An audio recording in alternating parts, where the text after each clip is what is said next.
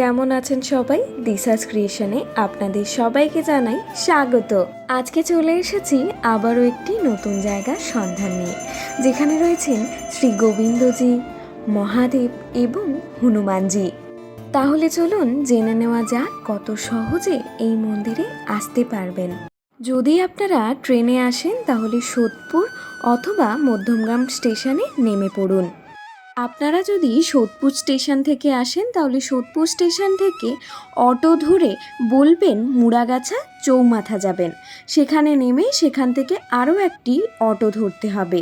তালিফাটা শিব মন্দির বা হনুমান মন্দির বললেই আপনাদের একদম মন্দিরের সামনেই নামিয়ে দেবে। যদি আপনারা মধ্যমগ্রাম স্টেশন থেকে যান তাহলে বাঁ দিকে যে রাস্তাটি পড়ছে ওই রাস্তাটি ধরেই আমাদের হেঁটে যেতে হবে। হেঁটে একটু এগিয়ে গেলেই দেখতে পাবেন অটো স্ট্যান্ড। সামনেই যে দেখতে পাচ্ছেন ফ্লাইওভার, ওর নিচেই রয়েছে অটো স্ট্যান্ড।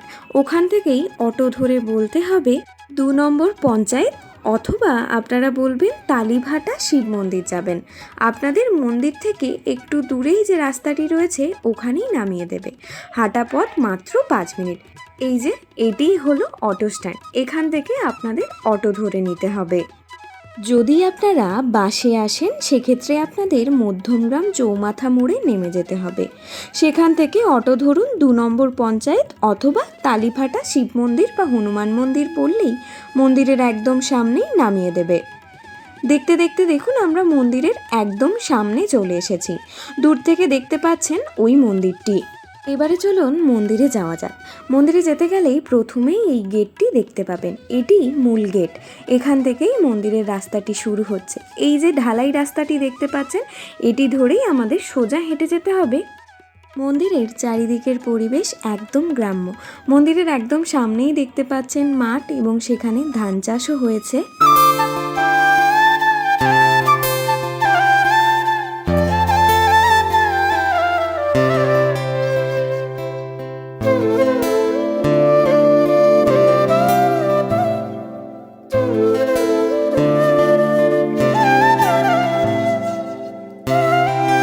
মন্দিরটি বাইরে থেকে দেখতে কতটা সুন্দর লাগছে দেখুন। মন্দিরের পুরো দেওয়াল চত্বরটি খুব সুন্দরভাবে কৃষ্ণকথার মাধ্যমে ফুটিয়ে তোলা হয়েছে। এটি মন্দিরের মূল প্রবেশদ্বার, যেখান থেকে মন্দিরে প্রবেশ করতে পারবেন। আর দেখতে পাবেন মন্দিরের দেওয়াল চত্বরে কৃষ্ণকথা তুলে ধরা হয়েছে, যেমন কংসের কারাগারে শ্রীকৃষ্ণের জন্ম, শৈশবে পুতনা রাক্ষসী বধ, বাকাসুর বধ, কংসবধ, কালিয়া দমন, শৈশবে সখাদের নিয়ে ননি চুরি, শ্রীকৃষ্ণ সখাদের নিয়ে গরু চড়াচ্ছেন, প্রবল বর্ষণ ও বজ্রপাতে গিরিগোবর্ধন পর্বত উঁচু করে সবাইকে আশ্রয় দিয়েছিলেন, গোপীদের নিয়ে যমুনা পাড়ে শ্রীকৃষ্ণ ও নৌকা বিলাসে গোপীদের সাথে শ্রীকৃষ্ণ। পুরো মন্দির চত্বরটি শ্রীকৃষ্ণ থেকে শুরু করে মহাদেব এবং হনুমানজির কাহিনী ফুটিয়ে তোলা হয়েছে। যেমন এখানে দেখতে পাবেন মহাদেবের কিছু কাহিনী তুলে ধরা হয়েছে। এটি দেখে তো সবাই বুঝতেই পারছেন মহাভারতের কাহিনী, শ্রীকৃষ্ণ ও অর্জুন। মন্দিরের এত সুন্দর কারুকার্য, এত সুন্দরভাবে পুরো মন্দিরটি সাজানো, যার ফলে মন্দিরে এলে মন একদম শান্ত হয়ে যাবে। মন্দিরের ভেতরে রয়েছে একটি দোকান, যেখান থেকে আপনারা পুজো দেওয়ার সামগ্রী কিনে নিতে পারবেন। মন্দির চত্বরটি বিশাল বড়। সেই মন্দির চত্বরের মধ্যে রয়েছে বাগান, এবং দেখতে পাবেন বাগানে বিভিন্ন ধরনের গাছ লাগানো রয়েছে। বিভিন্ন ফুলের গাছ থেকে শুরু করে বিভিন্ন ধরনের ফলের গাছ।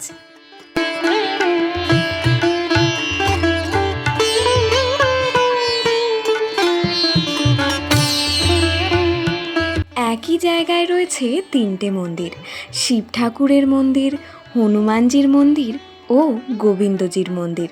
যেমন এই মন্দিরটি দেখতে পাচ্ছেন শিব ঠাকুরের, তাই ধ্যানরত অবস্থায় বসে আছেন মহাদেব এবং ওনার চারিদিকে রয়েছেন সপ্ত ঋষি। এটিও একটি পৌরাণিক কাহিনী।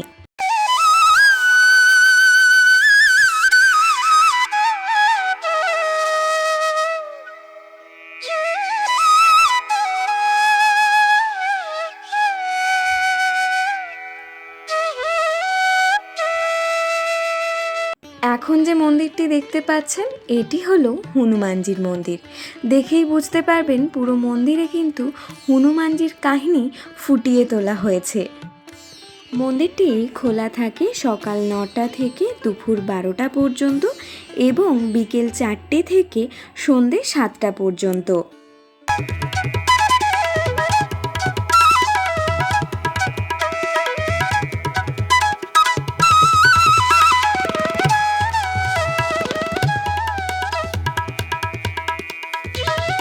মন্দিরের পুরো দেওয়াল চত্বরটি এভাবেই রাম, লক্ষ্মণ, গরুর, হনুমানজির মূর্তি দিয়ে ফুটিয়ে তোলা হয়েছে, যার ফলে পুরো মন্দিরটি দেখতে আরও সুন্দর লাগছে। মন্দিরের ভেতরে দেখতে পাবেন হনুমানজি রয়েছেন, ডান দিকে রয়েছেন মহাদেব এবং বাম দিকে রয়েছেন মা কালী। ঠিক ওনার পেছনেই রয়েছেন শ্রীরাম, লক্ষ্মণ ও সীতামা।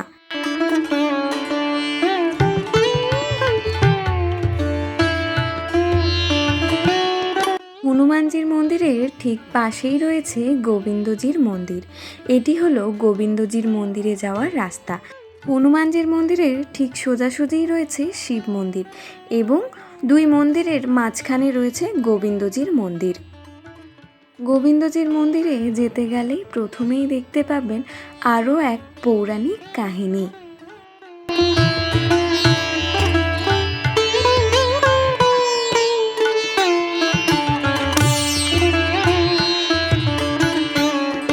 চলুন এবার তাহলে আমি আপনাদের গোবিন্দজির মন্দিরটিও ঘুরে দেখাই। এই মন্দিরটি সবথেকে পুরনো মন্দির। আস্তে আস্তে সন্ধে নেমে আসছে, তাই একটু পরেই মন্দিরে শুরু হয়ে যাবে সন্ধে আরতি।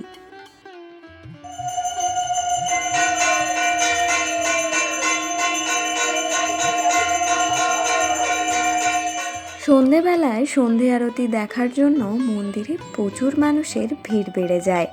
এখানে দেখতে পাবেন শ্রীকৃষ্ণ ও রাধা এবং ওনাদের পাশেই রয়েছেন দুই দিকে গৌর ও নিতাই। দিনের বেলায় এই মন্দিরটি যতটা সুন্দর লাগে দেখতে, তার থেকেও বেশি সুন্দর লাগে রাত্রেবেলায়। রাতের আলোয় সেজে ওঠে পুরো মন্দির চত্বর। মন্দিরের পাশেই একটি ছোট দিঘি রয়েছে, সেই দিঘিটিও আমি আপনাদের ঘুরে দেখাবো। আপনারা যখন পরিবারের সবাইকে নিয়ে এই জায়গাটিতে আসবেন তখন অবশ্যই প্রত্যেকটি জায়গায় ঘুরে দেখবেন।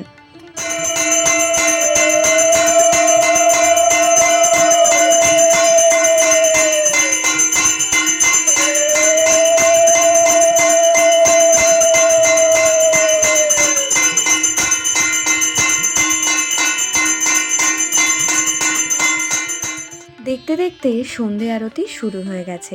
প্রথমে গোবিন্দজির মন্দিরে সন্ধে আরতি হয়, তারপরে হনুমানজির মন্দির এবং তারপরে শিব মন্দিরে আরতি হয়। একটু আগেই যেই দিঘিটির কথা আমি আপনাদের বলেছিলাম এটি সেই দিঘি। কতটা সুন্দর লাগছে দেখুন, চারিদিক কত সুন্দর আলো দিয়ে সাজানো রয়েছে।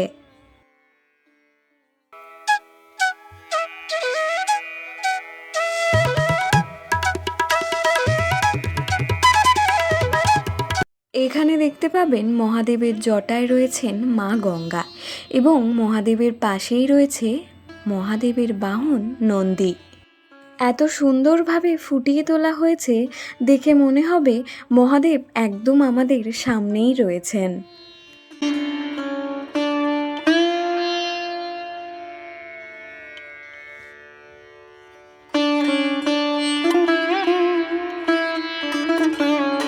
সন্ধেবেলায় দেখুন মন্দিরটা কতটা সুন্দর লাগছে দেখতে।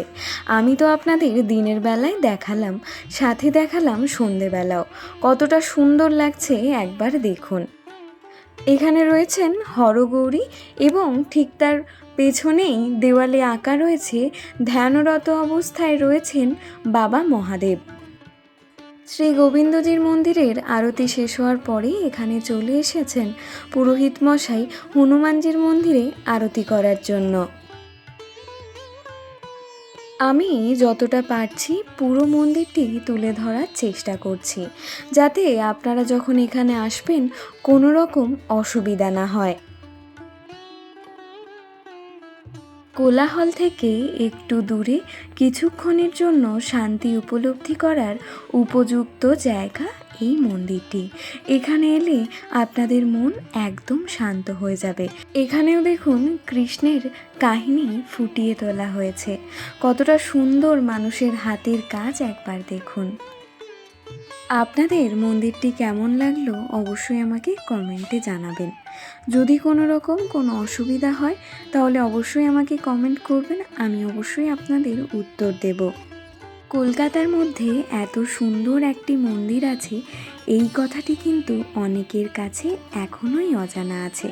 তাই আজকের আমার এই ভিডিওটি যদি আপনাদের ভালো লাগে তাহলে অবশ্যই বন্ধুদের কাছে শেয়ার করে দেবেন, ওনাদেরও আসার সুযোগ করে দেবেন।